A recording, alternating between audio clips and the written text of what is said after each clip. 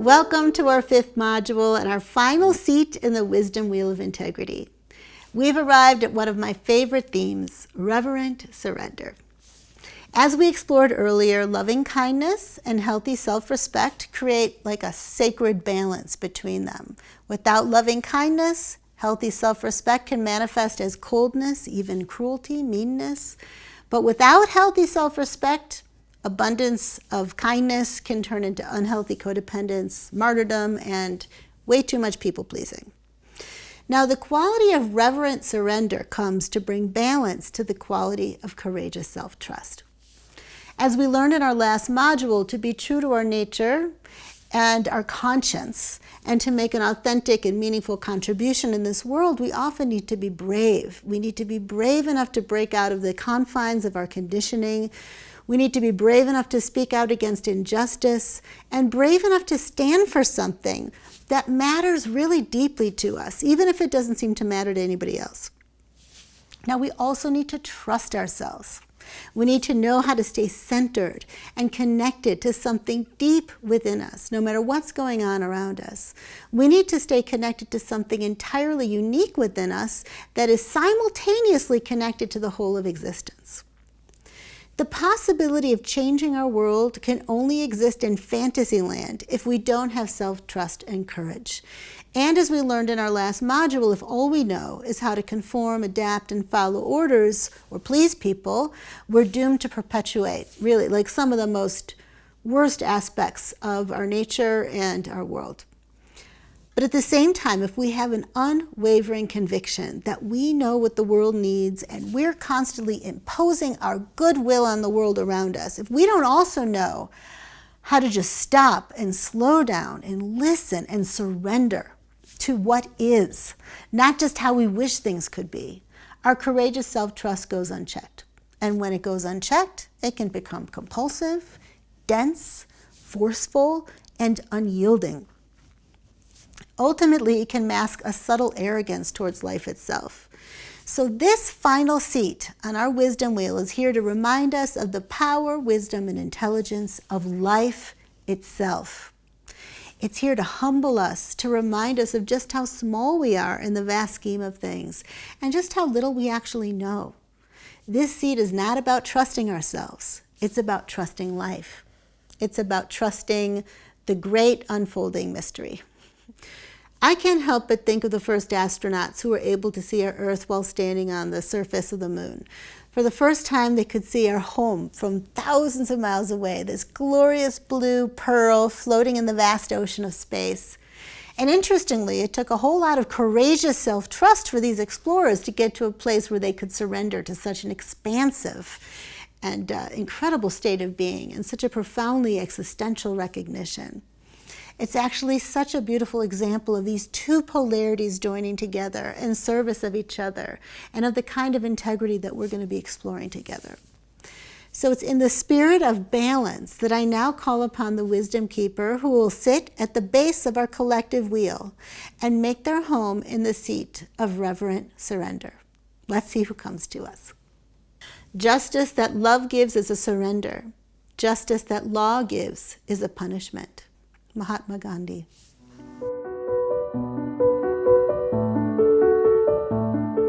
The Wisdom Keeper I pulled on behalf of the collective, the Wisdom Keeper who's going to be sitting in the seat of reverent surrender over the coming days and weeks, is the Wisdom Keeper of patience and boundlessness with the shadow of impatience. Again, these Wisdom Keepers, they always come just when we need them. So let me start by sharing the story of this Wisdom Keeper with you, and then their gift to you. And then after that, I'll share some reflections that came up for me in relation to this particular Wisdom Keeper, and then some ways for you to explore your own response to the collective integrity themes that are inherent to this Wisdom Keeper's story. Okay, so now I'm going to read from the Wisdom Keeper's Inner Guidebook. Kick back, relax. Just close your eyes, open your heart, receive the story like a child would do listening to a nighttime story.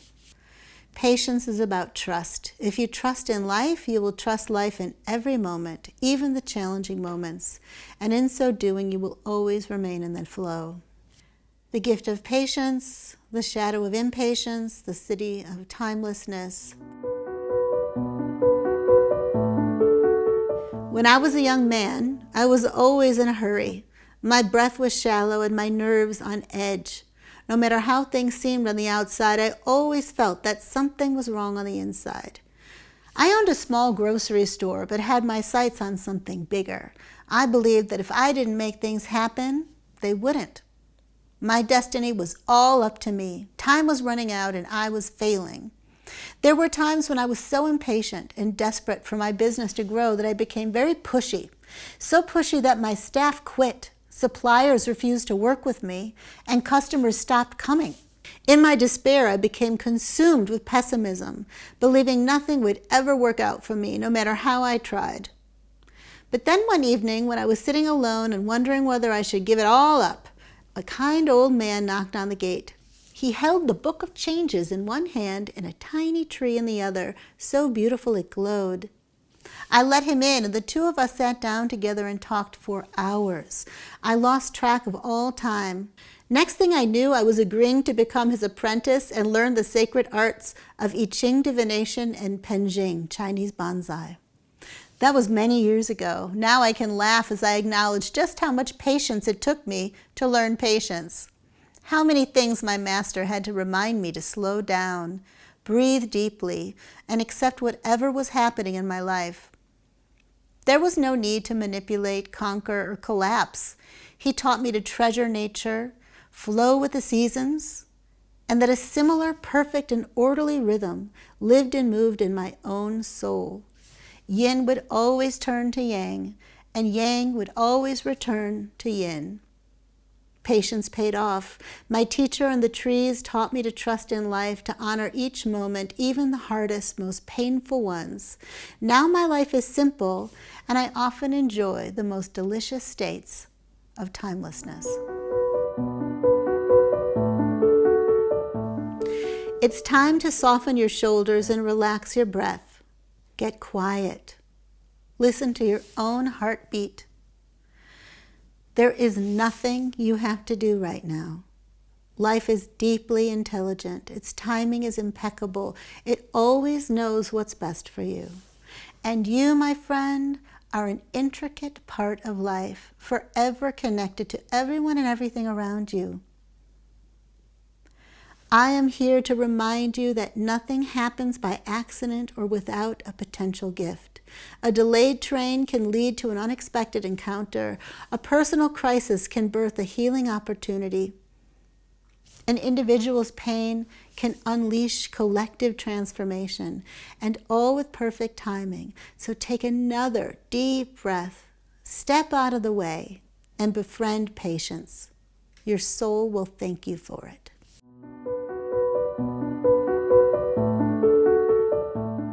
So in the early stages of this wisdom keeper's life, he's extremely focused on his own personal progress. He wants to get ahead, make money, become a successful business person in the eyes of the conditioning world around him. Constantly running against the clock, he's impatient with himself and others. He's also very hard on himself, which makes him critical and pushy at first, and then cynical and depressed later. Now, this young wisdom keeper is not alone. So many of us feel plagued by ticking clocks, whether the clocks are personal or professional or spiritual or biological. We're afraid of running out of time, right? We're afraid of missing out on these once-in-a-lifetime opportunities of our lives just flying by us and are having nothing or no one to show for it. Many of us get particularly caught up in the trap of comparing our lives to the lives of others. And given the highlight and celebrity culture that pervades most online platforms, and a lot of us spend a lot of time on our screens, we're usually comparing our worst moments to someone else's best moments. And often those moments are captured in these super snazzy snapshots and viral videos. So no wonder we feel like we can never keep up, like we're never going to make it. Now at some point, however, most people who are involved in some sort of spiritual or self-development journey wake up and realize that they want to do more than serve themselves, get ahead, or impress people on Instagram, right? They want to make a difference in the world. They want to be of service. In the case of this particular wisdom keeper, although this level of detail isn't included in his story, I could easily imagine him transitioning into a time of life when, let's say, giving meaningful, transformative I Ching divination readings becomes much more important to him than making a whole lot of money through his business. And I can also imagine how it would be easy for the very same ambition and impatience that made him miserable as a grocery store owner to then creep into his service work. As a divination reader, for example, his questions and worries might be different, but the underlying issues would be the same. Is he giving good enough readings? Are his readings resonating enough with his clients or making a big enough difference in their lives? Is he reaching enough people? Is the service work growing fast enough? Is he missing out on opportunities to share the wisdom he's gained over the years? Should he go into public teaching or speaking so he can reach even more people? You get the idea. Since service and sacred activism are central themes that we've been exploring together, let's take a moment to look at the shadow of impatience in the context of our service work. If I've learned anything over the years, it's that if we want systemic change, not surface change, if we want paradigm change, we're going to have to be really patient because the systems, structures, institutions, and conditioning forces that are currently running our world are manifestations of layers upon layers of unworked through, paradoxical, sticky, and complicated collective wounding, which has made its way into the inner psyches and distorted behavior patterns of highly unique individuals. Most problems we face as sacred activists have been around for a long time. A nice chunk of them will likely hang around far after we've gone. So this means that we're going to need to acquire an important skill, which is the ability to rejoice in each incremental step that we take. We need to get really, really good at seeing progress, even when it seems minuscule or it's completely invisible to most people. And we also have to remember that sometimes a sign of true progress can look a lot like a big hot mess. Okay, so anyway, I've got this dear friend and mentor based in San Francisco named Armand Volkas, and he's a psychotherapist, a drama therapist, and theater director who's been working with the powerful theatrical tool called playback theater in collaboration with one of his legacy projects, which is called Healing the Wounds of History. If any of you are interested in learning more about that, I'll just put a little link here for you. I might put it at the end also as a resource. And this link is going to take you to a few videos that my husband Kim took of Armand's playback theater ensemble reflecting a few of the wisdom keepers and their stories. Anyway, I hope you enjoy that. But anyway, back to Armand. He has traveled around the world many times and has received international acclaim for creatively bringing together groups of people who have been traumatized by long histories of conflict. So he's brought Germans and Jews together, and Chinese and Koreans, and Armenians and Turks, and Palestinians and Israelis, and the list is endless. One of the core understandings of his work is that there is a victim in every persecutor and a potential persecutor in every victim. We are all human beings, shadow and all, and our ability to heal the wounds of history is dependent on our willingness to courageously explore, feel, and own the entirety of our own humanity. And it also depends on our willingness to walk in another's shoes, even if the shoes of a person or group of people whom we've experienced directly or learned to perceive as our enemy. Now, Ram Dass, a man, he's one of my favorite wisdom keepers, and his teachings have influenced me greatly. He used to talk about how spending 2 weeks with his parents was all the spiritual learning he needed. Probably much more effective than a whole year of yoga in India. And I bet a lot of you can relate to that. I certainly know that I can. So one moment I could be looking out at the world and observing all kinds of people doing unkind and unconscious things, and I can find myself wondering, oh God, why can't people just be more self-aware and balanced and loving? And then I tell you, the next moment, literally sometimes the very next moment, I'm in a room or on the phone with a family member and I am acting like a total lunatic. So we're all works in progress. We all have our hypocritical moments, and most of us are walking contradictions. None of us have this perfection thing down. So even some of the great spiritual masters who've been considered awakened have been known to reveal some very less than ideal human traits and to even do damage with them. So a nice dose of humility seems to be called for on all fronts, Doesn't matter who we are, how educated we are, how old we are, how many hours on this therapy couch or meditation cushion that we've racked up. Doesn't matter how many spiritual workshops we've attended or how many impressive degrees or certificates we've got amassed up on our wall, or how many books, films, and brilliant programs we've created, or inspirational speaking gigs we've totally rocked. It really does not matter. The better we get at acknowledging our own contradictions and loving ourselves regardless, the better we get at being with and working to inspire change in everybody, and that is the bottom line. So if you agree that cultivating patience is a worthy goal, then I encourage you to remember that the very best way to go about it is to be willing to have an abundance of experiences in your life where you don't get what you want exactly when you want it, or you just don't get it at all. Practice makes perfect. And one of the best places to start, as this wisdom keeper so beautifully models for us, is to work on cultivating patience towards our impatience. Everything gets easier from there. So now let's turn our gaze towards what I would call like a cousin of patience, and a word that lives in this particular seat of the wisdom wheel, reverence, because it's reverent surrender. Patience and reverence are connected, but they're not the same. Several years ago, a lovely woman, a writer and also a teacher named Eileen Pardini, asked me to share some words about reverence for her online magazine. And so I just wanted to share a bit of what I wrote here with you because it feels relevant, not just reverent. Okay, here it is. There are places in our lives where reverence comes easy. Who wouldn't take a look at a sleeping child, for example, or a gorgeous flower or a golden sunset and not experience at least a moment of heart-opening, breathtaking, and awe-inspiring appreciation? There are also those other places, like when we're spending time with relatives who aren't necessarily withholding their opinions or spreading the love, or when we're interacting and sharing the planet with people whose worldviews, values, and behaviors are so different from our own, or when we're looking in the mirror at our own gloriously, imperfectly human reflection. The same goes when we're engaged in a creative process, like fulfilling our life's purpose, and things aren't going quite as smoothly, quickly, or neatly as our minds would like. During times like these, it can be so hard to practice the kind of joyful presence, respect, and gratitude for life so beautifully captured by the gift of reverence.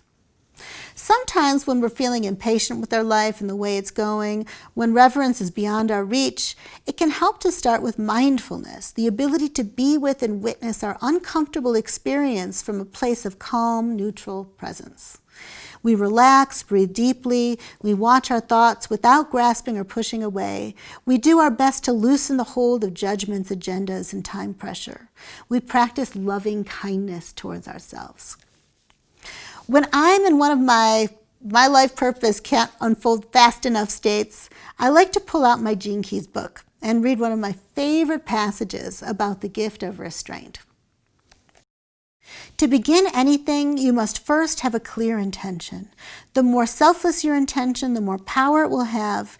If you begin with the right intention, then everything will follow, but you must resist the temptation to interfere with the process out of fear. The intention is the seed, and the seed contains all the necessary ingredients and properties that will be needed in the journey ahead. The seed even contains the specific fragrances that will attract the right allies at the right time. It is also true to say that the greater the power, the longer it takes to germinate. The seed of a yew tree and the seed of a sunflower are similar in size. However, while the sunflower will grow to its full size within the space of a few months, the yew tree has depth and complexity and will begin at a different pace and follow its own timing. It may take 10 years just to reach the height of the sunflower, but it may live as long as 5,000 years. So it is with all human ideas and actions. We humans cannot see the details of the journey ahead. We have to trust in the direction that our intention takes, even if it doesn't make sense to us at the time. This is the power of restraint, to allow your life to unfold without urgent demand. God, I just love that passage from the Gene Keys, the gift of allowing our lives to unfold without urgent demand. Just take that in. It actually reminds me of another favorite line from the Course in Miracles, which is, those who trust can afford to be patient. Let's just take a moment to imagine yourself, like just looking upon your life, your own soul's journey with its ups and downs, ins and outs, steps forward, steps backward, and just imagine yourself looking upon it with the same reverence and trust that you would give a yew tree. What would your life be and feel like if you had a profound and genuine reverence for the natural timing of your own growth process?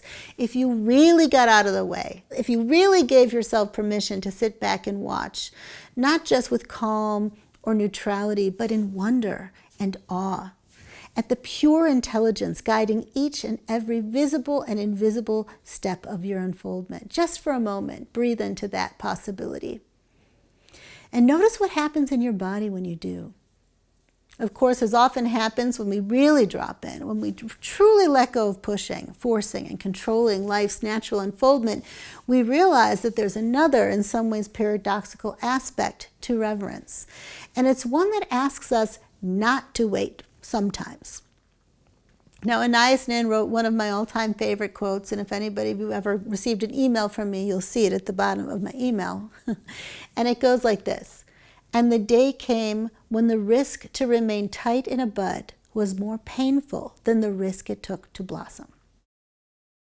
This quote touches on the other side of the reverence coin. Just as there are times when we need to sit back, relax, and practice trust-infused restraint, there are other times in our lives when a seed is actually ready to sprout, right? There are times when something within us is authentically chomping at the bit, ripe enough to poke itself out of the soil and dance around in the sunlight. And during times like these, some of us stand in resistance to this inner growth impulse. We make the mistake of being, or at least seeming to be, too patient. But the truth is that we're not actually being patient. We're being afraid. We're being afraid of not being ready. We're being afraid of not being good enough. We're being afraid of failing out loud. Some of us can just be just as afraid of being too good or having too much success. You know, we can understandably fear having to deal with the expectations or pressures or idealizations and envy that can come as a result of positive visibility. And often these kinds of fears cloak themselves in procrastination and paralyzing perfectionism, both which are shadow expressions of patience. So in the end, when we're stuck in a procrastinating or perfectionistic rut, we're doing the opposite of practicing reverence. We're refusing to show reverence towards the emergent within us. We're also refusing to surrender to our soul's genuine impulse to share our gifts, love, creativity with the world and to bloom more fully. So, as is often the case, we're looking at a paradox here, or a balancing act. Sometimes Reverent Surrender asks us to slow down, to sit back, and to surrender to what is without doing or changing a thing. And other times, Reverent Surrender asks us to surrender to our gifts and their readiness to be shared, even if our minds don't think we're ready or good enough or able to handle the consequences of coming out of a closet. You know, whether we view the closet as positive or negative, it doesn't matter. Either way, Reverent Surrender requires that we open up to the probability that our own growth and blooming process is mysteriously, synchronistically connected to the growth of the universal garden. This seed on the wisdom wheel is ultimately Taoist in nature. It's all about surrendering to the way. It's about like embracing the impersonal, mysterious, ever-changing, indescribable, all-encompassing, always in motion, non-dual dynamic ground of being. And it's about acknowledging that we live inside of a universe, that we are actually a universe that is intrinsically alive, where yin and yang, dark and light, male and female need each other equally, and where they play and dance together, ebbing and flowing into this like perfected balance. Taoism reminds us that we need not do anything ever. Like instead, doing can simply happen through us, through spontaneous action. and I'm certainly not an expert on Taoism, but I can share a little bit more, that Taoists call this kind of spontaneous action that I'm talking about action through non-action or non-action. And non-action is not the same as doing nothing. It's referring to a kind of action that is not driven or caused by rational thinking or cultural conditioning. It isn't exaggerated, it's not wasteful, it's not superfluous, it's not even courageous or self-trusting in the way that we usually think about those concepts. Instead, non-action or action through non-action arises naturally out of a simple, humble, compassionate, grace-filled inner attunement to the way. So there's really no self involved at all. And this is why it's so perfect that this seat sits opposite to and in balance with courageous self-trust, which at least on one level is very much about having an authentic, healthy self and acting on its impulses and its inner knowing and conscience. So in the context of integrity, Reverent Surrender invites us to explore what doing by non-doing, or wu wei, actually feels like in our everyday lives, right? And in our service work as well. Mahatma Gandhi, of course, a very classic wisdom keeper and sacred activist of our times, was an Indian lawyer, anti-colonial nationalist, and a political ethicist. He played a huge role in liberating India from British rule, and he did so by using nonviolent resistance. So for decades, his life and courageous actions have inspired civil rights movements around the world, and while he wasn't a Taoist, there are many parallels between his philosophy, way of living, and being an activist and what we're exploring together here in this module. Gandhi made us aware of how we human beings tend to react to violence with more violence. He understood that aggressive actions cause disruptive impacts on the world around us. The more forceful, thus disruptive our actions, the harder it becomes to find gentle alternatives and elegant solutions to our shared problems. So he dedicated his life to finding and demonstrating an alternative to knee-jerk reactivity, and he referred to the methods of nonviolent resistance that he modeled and implemented as satyagraha, or insistence on truth.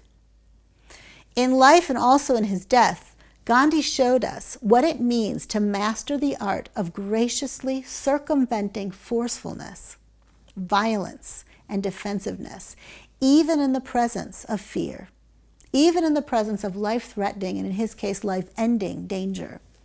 So for Gandhi, satyagraha was a love force or soul force that required tremendous compassion. It also required patience. He understood that being cruel to a perceived enemy or attempting to beat or scare the truth into somebody just doesn't work. You know, it may feel really good in the moment, but it only makes things worse in the long run because it causes excess disturbances in the field. It limits our ability to find more kind and efficient alternatives. And it contributes to the piling up of unhealed wounds and adds to the complexity of the relational frequency field. It also increases the intensity and the experience of divisiveness, thus dualistic ways of perceiving and thinking. So Gandhi saw patience as a form of necessary suffering for the sacred activist, for the ultimate truth to come out or be vindicated, like the truth of every person's dignity, worthiness, and sovereignty, for example. Sacred activists have to be willing to slow down. They have to be willing to slow down and wait for a genuine opening of hearts and minds of other people in order to have the deep and long-lasting impact that we all want. So, of course, this doesn't mean that activists are supposed to just sit around and do nothing. Gandhi certainly didn't do that. But it does mean that we need to practice a certain amount of reverent surrender, of non-action. It means that we don't continually force our will on the world, even if we're certain it's goodwill. It also means that we need to viscerally understand, accept, and respect that a genuine transformation of attitude and perspective in people, it just takes time. So just for a moment, think back to some of the deepest changes that you've made in your own life and how different you are now from who you were, let's say, like 5 years ago, 10 years ago, 20 years ago. It takes time to truly change a worldview, to understand who we are, to grasp why we're here, to come to terms with what really, really matters. And we're all still evolving. I find it so helpful to remember that when I get impatient or have a hard time understanding people or why the world is in the state that it's in. Be the change you wish to see in the world. That's one of Gandhi's most famous quotes. And it reminds us that if we really want to create a more peaceful world, and I don't think any of us would be participating in this particular course if that weren't the case, we have to cultivate a certain amount of peace inside of us, no matter what's going on around us. In order to be that change, Gandhi made the ultimate sacrifice, which was his life. So it feels right to bring our reflections on this final seat of our wisdom wheel to a close by honoring Gandhi, a human being who struck such a profound balance between courageous self-trust and reverent surrender.